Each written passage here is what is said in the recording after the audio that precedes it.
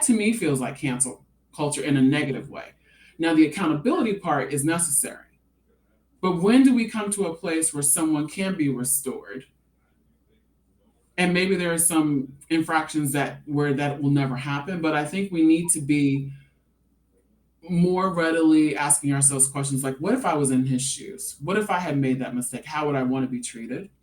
A second question I ask is, okay, I fervently believe this, but what if I'm wrong? What if the other person is right? What is concerning about my argument and what's appealing about the alternative or divergent opinion? In other words, like, because if you get in the car and fire off that email or fire it off like while you're in the stands because your kid didn't get enough playing time, like whatever, you wait 24 hours, either the situation will have worked itself out, you will have calmed down and put your thoughts in order. And I thought, man, that is brilliant advice. Like, I want to use that rule for myself and also as guidance for my team. If you get ticked at me, totally fine. I encourage my team to get mad at me if I do something, like call me out on my stuff, but wait a hot second before you send it off, before you confront me, because you're probably going to say something that you don't actually intend, or you're going to say it in a way that's not constructive. And so to me, that's when you talked about things you don't do on a personal brand. It's probably react without thinking. So big.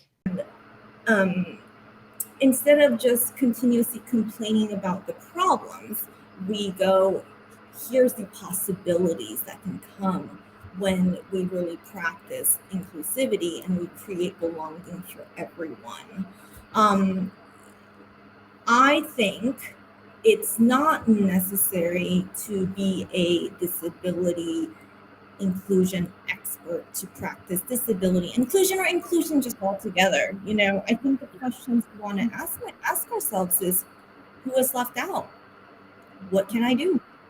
How can I make a difference? So I'm already scrolling to my next feed. So it's really about being able to hook them with something that they know, first of all, it's for them and how they see themselves in the story. And then you can begin to unpack it. And now they're emotionally vested and connected to the rest of the story. So use it as a hook and say, this is about you, right? How can you make it about them? It's just, it's nothing new.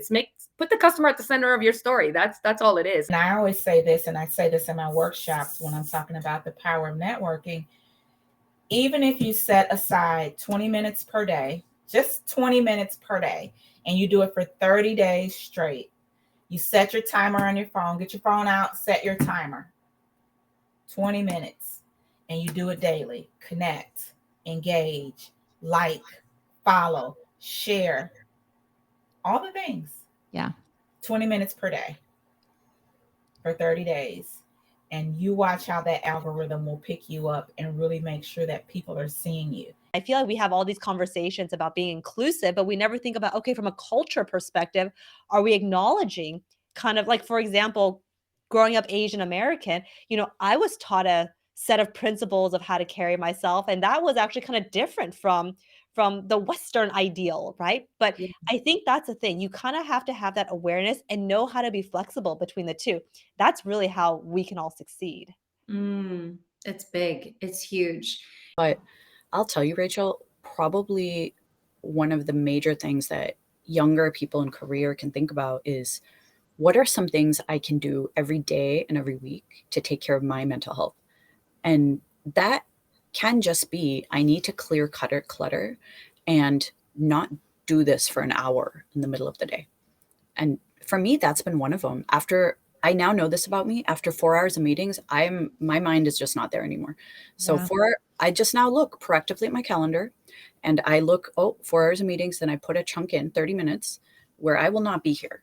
Like, I will leave this room. I will go stare out the window, pet like a neighbor's cat, because I don't have one, so I pet other people's cat.